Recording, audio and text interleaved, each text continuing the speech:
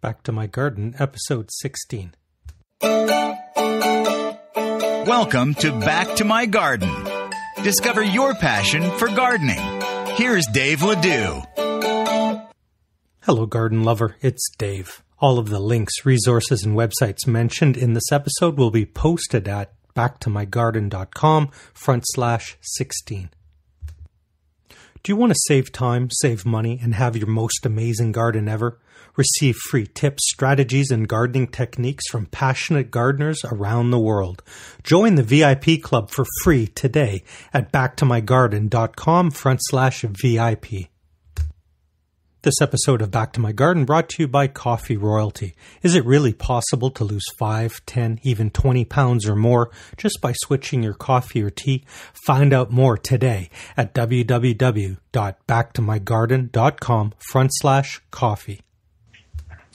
Well, good morning, good afternoon, or good evening, depending on where you are in the world when you listen to this. I'm Dave Ledoux, and welcome to another edition of Back to My Garden. Today, special guest from across the pond. And we're going to be talking a little bit different today. We're going to bring a theme of old school, kind of doing it the traditional ways. Our guest is the head gardener to a 9-acre garden. Now, for those of you driving in traffic, keep both hands on the wheel and let that sink in a little bit. Imagine 9-acre garden. He's a classic car enthusiast and an owner. Lives in Warwickshire, England. And we're going to talk about what happened in England over the winter. We're going to talk about his current gardens. Please welcome to the show, Matthew Robinson. Hi, Matthew. Hi there, Dave. Welcome to Back to My Garden. Are you ready to dig in? I am indeed, yes. My wife is a fanatic about old cars. We just were at a car show on the weekend, so we got to make sure we talk about that today. But first, I want to get to know you a little bit. So do the listeners. Just take a minute and tell us a little bit about yourself. Matthew Robinson. I'm in my early 40s. I started gardening as a child. And I've never done anything different. I was taught by all the old head gardeners, and I kind of learnt from them really. Did 2 years at college, and just kept my nose to the grindstone and just kept working. I think that's what it's all about, really. Fantastic. So you've grown up with dirt under your fingernails. Yes. In fact, I've got dirt under my fingernails right now. Yeah, brilliant. Good. Can you talk to us a little bit about what it's like gardening as an adult? Did you come right out of school and start gardening? Did you work at somebody else's garden, or did you start your own garden? I suffered with asthma a lot as a child. And in order to feel better, I used to spend a lot of my time outside, so much so that my brothers used to be sent down into the fields where I was, and they would call me in for dinner. I'd eat my dinner and then be straight back outside again. I started in a little corner of my mum and dad's garden, probably when I was about 9. I have been talking to my mum and dad about it. And I remember a specific thing. I had a little garden, and my uncle and aunt bought me a herbaceous geranium, Johnson's Blue. That was probably my first plant, actually, that I was bought. That was kind of a key moment. And I just kept gardening since then. I did 2 years at college, but I do suffer with dyslexia. And I used to watch out the windows and just think I just want to be working outside. I just want to use my hands and use my skills. And so I started work. And that's how I kind of got into it. You know, I was going to ask you, as a child, if you were more into vegetables or flowers, because everyone kind of falls into one camp or the other. For me, it was raspberries. And your first was a flower. Probably grew as tall as you were, right? It was a herbaceous geranium. They'll be about a foot tall. But it was just such a striking blue. And even when I see it nowadays, it just whatever position it's in, wherever I see it, it always takes me back to my first plant. And I think that's a key thing in my life, I think. Fantastic. Yeah, so you got an early start gardening. You did a little bit of school around it. Have you worked all your adult life in the gardening profession? I have, yes. Fantastic. We're going to get some wisdom today. I can feel it. We're going to get to... Don't build me up too much. Some of our listeners, many of our listeners live in cities. They grow on their patios or they grow on their balconies. Some of them are in the suburbs with, town-sized gardens in their backyard. Today, you're on a 9-acre garden. I want you to go back to when you were just getting started, your own first personal garden as an adult. What did that look like? That would be my first house. Well, I'd just got married. We moved into a little terraced house with quite a long back garden. And it was quite overgrown. I think probably a lot of my the way I work in gardening is very old-fashioned. So I laid brick floor paths, small gravelled area. I used an old horse trough as a water feature with a pump, pumping water from basically a piece of drain pipe, but it looked like an old Victorian water pump. And, that was kind of my first garden. I had a lovely cherry tree in, and I always remember my wife always used to eat all the cherries if the birds hadn't got there first. Brilliant. I've been looking at some of your photos on your Twitter feed. By the way, folks, if you're driving, please drive safe. I'll put the links in the show notes, but Matthew's Twitter is at Matthew the Plant, and there's 2 T's in Matthew, so that's MATTHEW. Did I spell that right, Matthew? MATTHEW, THEPLANT. You have a skill, an enviable skill. You seem to be almost like a sculptor in that you repurpose old items and make them into something new. Can you talk a little bit about that, your philosophy of that? Do you consider it art, or is that just something you do naturally?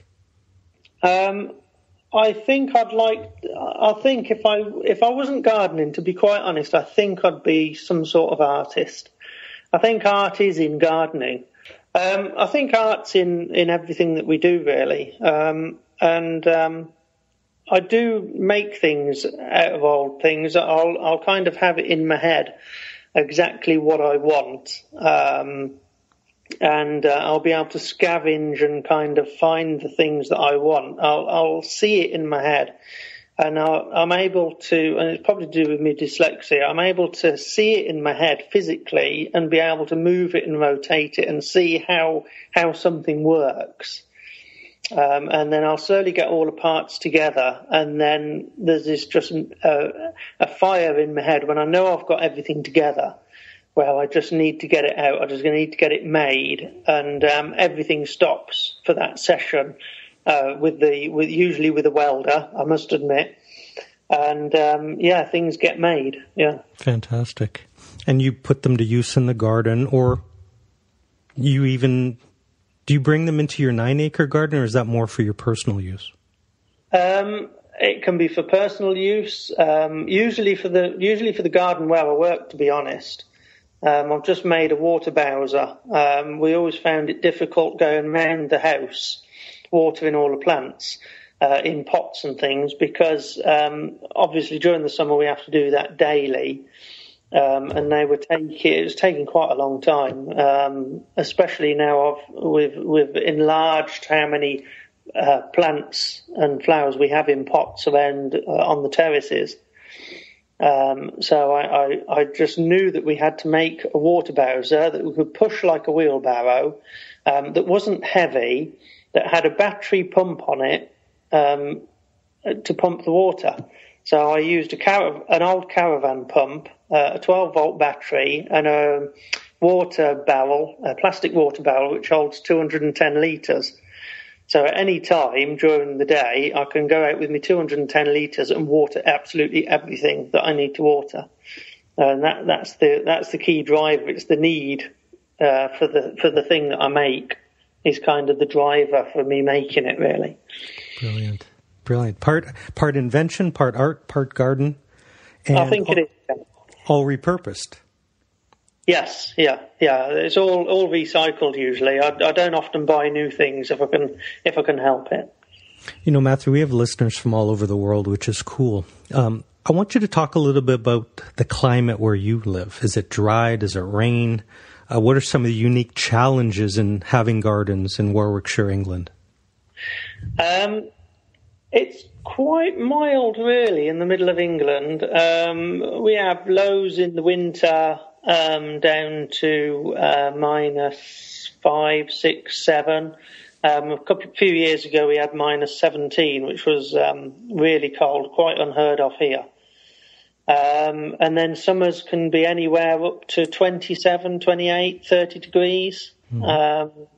Reasonably, we don't usually suffer from too much wind damage, and it's not really exposed. So quite a mild climate, just nice for growing, really. I was looking on your Twitter feed, and you had a photo of is it a beech tree that got damaged?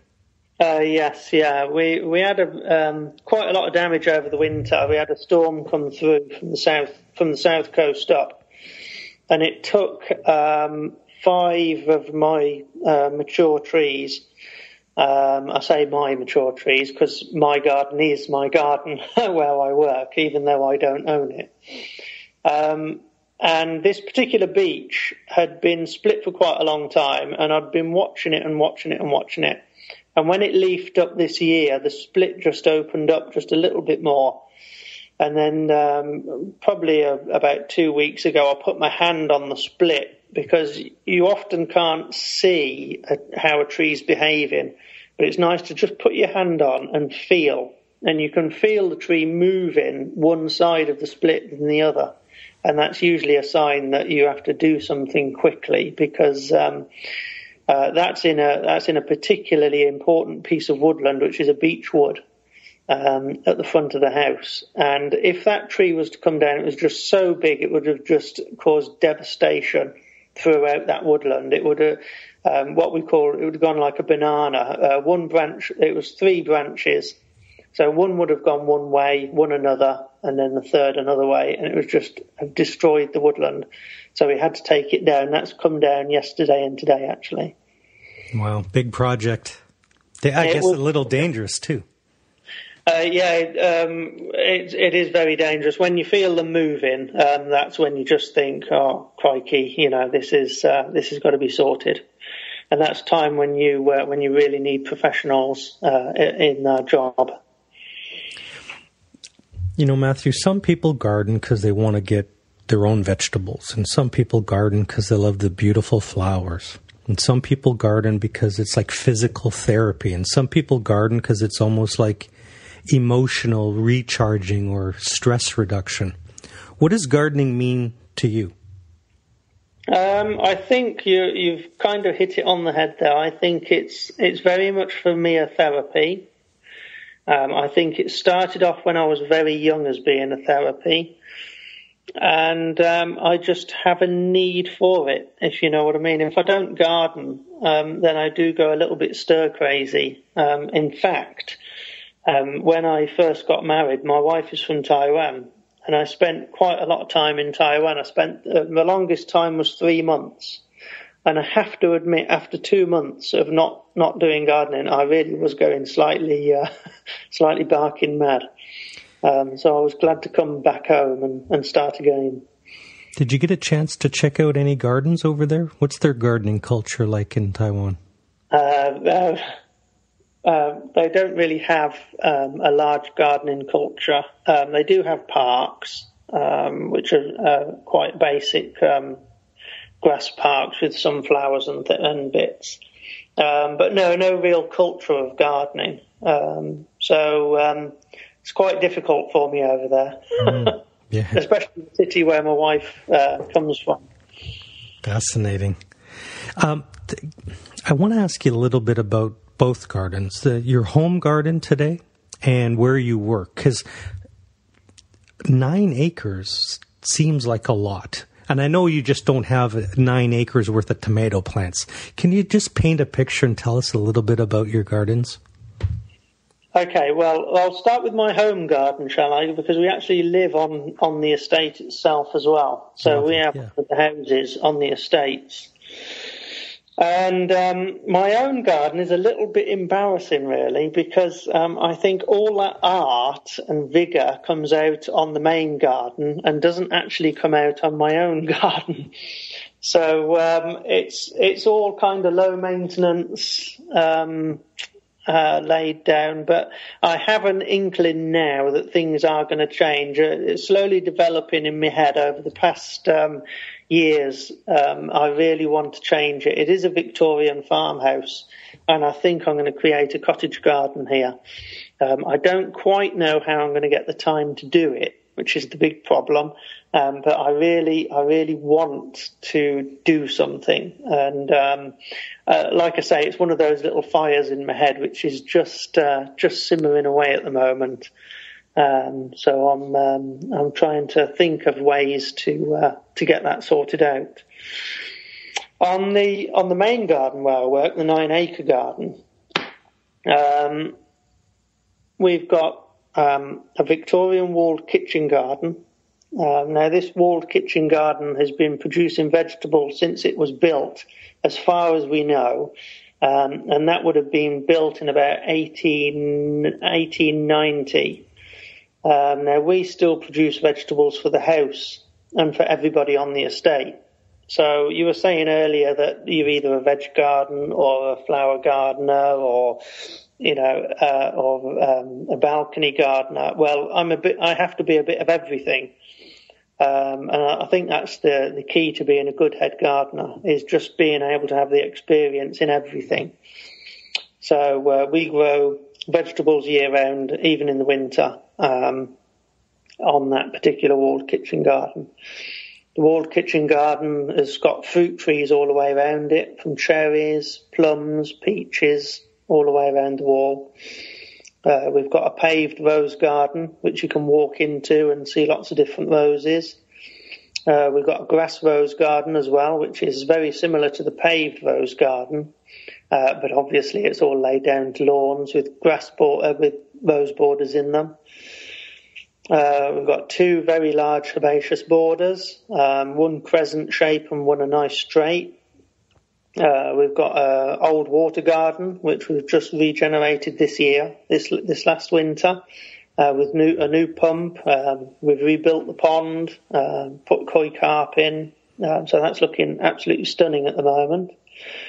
We've got several woodland areas, a little pine woodland area, and the woodland, which is the beech woodland, on the front of the house.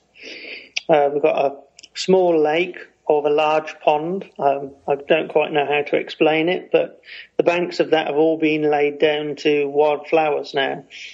And that's a kind of a picnic area, which is absolutely fantastic as well.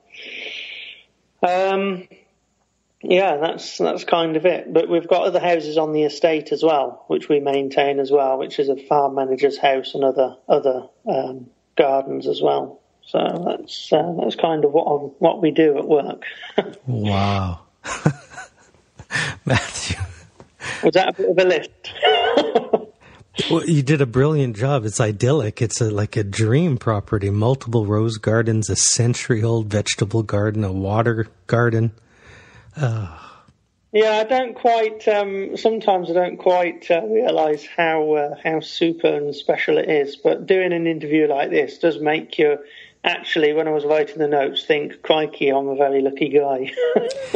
I know right now there are people listening to us talk who are stuck on a superhighway in rush hour, grinding along in their metal automobiles, thinking of you in the fresh air, and just, wow, it's idyllic.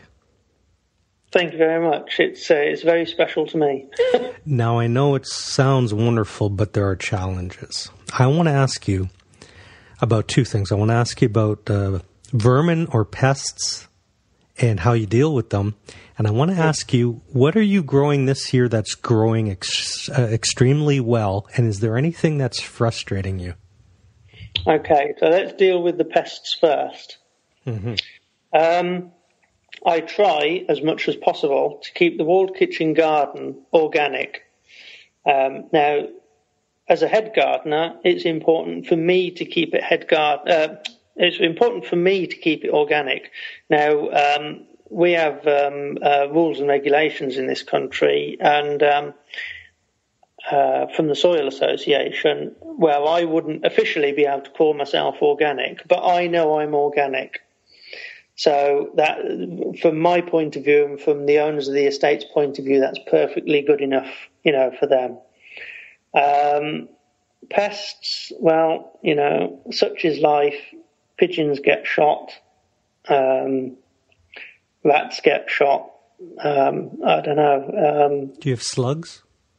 Yeah, we do have slugs. Yeah, in the kitchen garden, but they're not too bad, because as you work in, every time you find a slug, it goes over the wall into the field. So as long as you just keep on top of them, and don't forget this ground is worked constantly all the time. So we don't have a huge problem with things like slugs and snails. They can get a bit of a pest, but on the whole, are generally all right. Okay. I want to find out, what are you growing that is just having a tremendous season, and is there anything frustrating you that just refuses to behave? The weeds. They frustrate me. Yeah, I think the weeds in the kitchen garden, they're a constant pain. I use a particular old tool, which is actually an American tool called the Planet Junior. It's a Push-Hoe. Mine is a real piece of history, and I found it at an auction once, and I was kind of taught, as long as you keep the soil turning over, you're going to keep on top of the weeds. And boy, do I try and keep my soil turning over, but I don't know. I still get the weeds. So that's something I really need to get on top of, the weeds in the kitchen garden. Things that aren't doing so well this year. Well, in a walled kitchen garden, we suffer from blight on the potatoes. So this year they are looking particularly blighted this year, which is a little bit of a worry. Now that's down to crop rotation and your skill being able to rotate the crop so that those potatoes don't grow on the same place for 4 years. Now, because of constrictions, because we had some builders in, I've grown the potatoes on the same piece of ground that they were on last year, and they're suffering this year. So they're really not doing too well at the moment. But I'll still have a decent crop, but they don't look the most wonderful potatoes at the moment. Wow, that's gold. That's wisdom right there, because of your decades of experience. I have a weakness for baby red potatoes, and I'm one of those guys that cannot let a potato go to full maturity. I'm digging it up way too early because I like the little red ones. Yeah. Fantastic. Good. Okay, I'm going to change gears on you now because of your massive experience, and everything you touch is green thumbs all around. I want to find out, I call it the catastrophic oopsie. Have you ever made a mistake in a garden or had something go so horribly wrong that you can tell the story and laugh about it now? Okay. I think there is a story, but if the owners of the estate are listening, they'll have to pretend that this didn't happen. Okay, my old head gardener, just as I was taking over the head gardenership, he was quite set in his ways. And he had a bag of plant food in the greenhouse for watering the plants in the glass houses. Now, this particular bag was in a clear particular food was in a clear bag, and I found this clear bag full of what I thought was plant food, and So I watered the whole greenhouses, and I found it was sodium chlorate weed killer that he'd been using in the paved rose garden. And I successfully destroyed the entire greenhouse of plants. So that was a kind of a big mistake, and I do look back and I just think, God, I should have just checked. And it's not like you were 15 years old and a teenager. You were a grown, serious gardener. I should have known, yes. In my own defense, the two packages did look very similar. Absolutely. And we do this not to embarrass you, but to encourage all the rookies out there that the mistakes are going to happen in the garden. Absolutely. Everybody makes mistakes, and don't be despondent if you make a mistake. Try and always learn, and that's kind of what I've always done. Learn from your mistakes. Take your time, and everything will be fine. You know, Matthew, our half hour is just flying by, and it's the point in the show now where we get to play my favorite game called 5 Quick Questions. This is your chance to share wisdom and experience. Are you ready to play? Okay, I think so, yeah. Number 1 is, in your opinion, why do you think most people don't garden? What stops them? I think a lot of people want to garden. I think they go out and garden, and then the next day they're all achy. And I think that's one of the biggest things, is the actual physical tiredness. If you think, if you haven't tended your garden for a long time, and then you think, right, I'm going to go and do a bit of gardening, it's going to be hard straight away. Because all the weeds are taken over, the lawn's out of, needs cutting and everything. Fantastic. I was just going to say, always do it in little bits, but try and use the tiredness as as a motivator.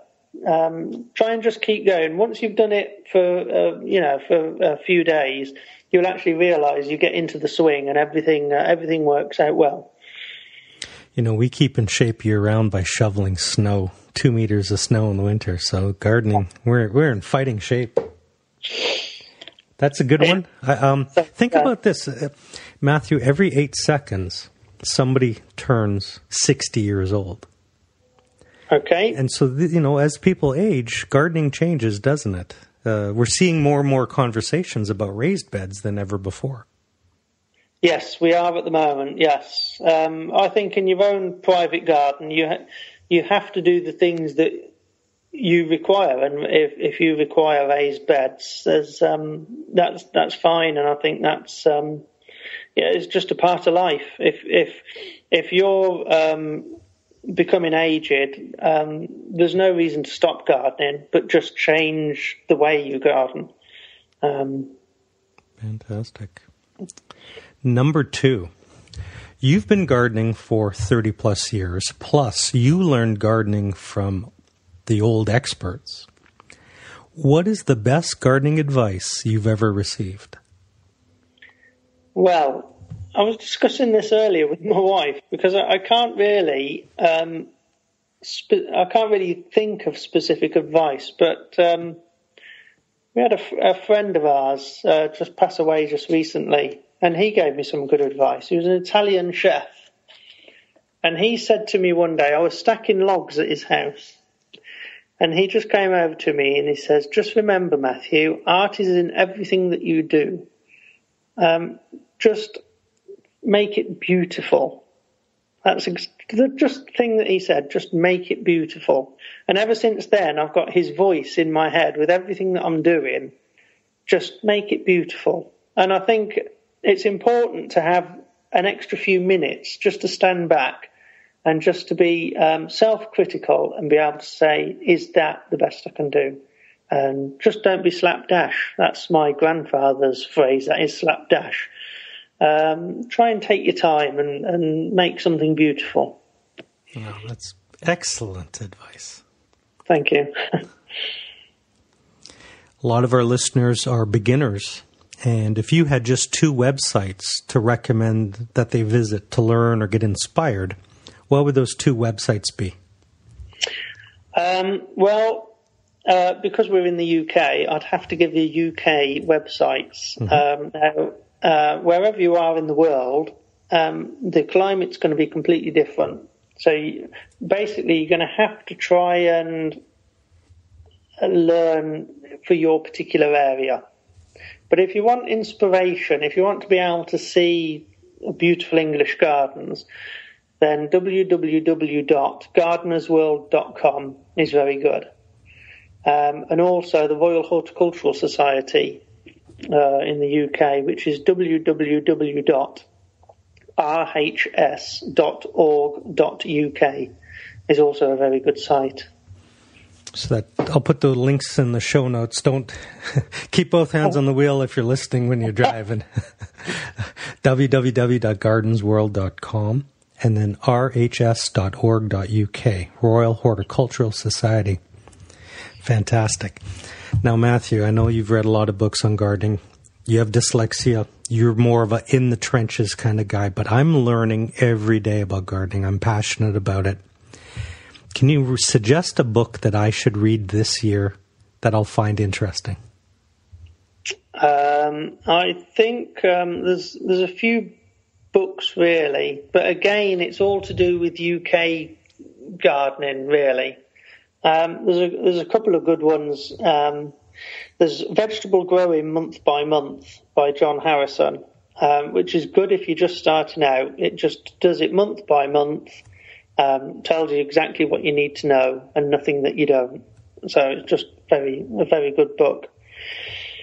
And then there's a series of books in the UK that we have, which are by Dr. D.G. Hessian, which are the garden expert books, and they use quite old-fashioned. It was written quite a while ago, and they use quite old-fashioned methods in their gardening. And I do find that I do notice more fads in gardening now, more kind of modern ideas which come and go.